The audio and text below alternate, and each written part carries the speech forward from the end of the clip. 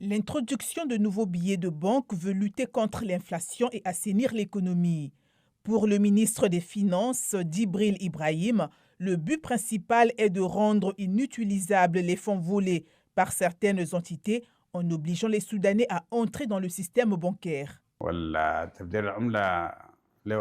L'échange de billets de banque a plusieurs objectifs, dont l'un est de s'assurer que l'argent volé accumulé par certaines entités n'a aucune valeur s'il entre dans le système bancaire. S'ils tentent de le faire, nous les découvrirons car nous demandons l'origine de l'argent s'il y a des soupçons.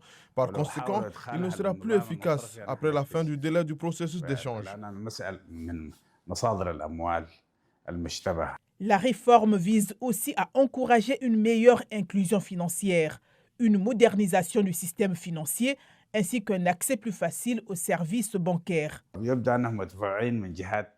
Nous visons à ce que les échanges de billets de banque poussent les citoyens vers l'inclusion financière et les systèmes de paiement en ligne. Cela oblige les gens à ouvrir des comptes bancaires.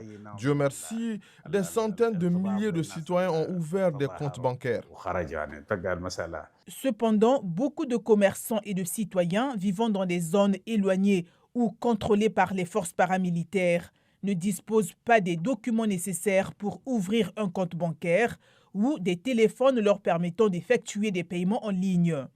Les pêcheurs et petits commerçants comme Ali Moneb expriment leur frustration face à la complexité du système.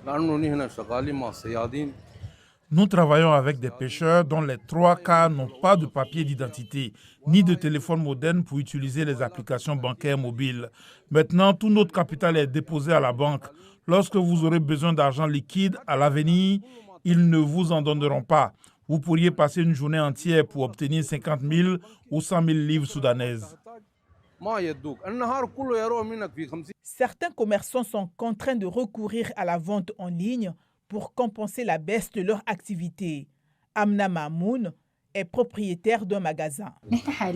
Nous avons perdu nos clients qui achetaient en liquide à cause du changement de billets de banque. Sans nos ventes en ligne sur les médias sociaux, y compris Facebook, Instagram et TikTok, nos ventes auraient été nulles.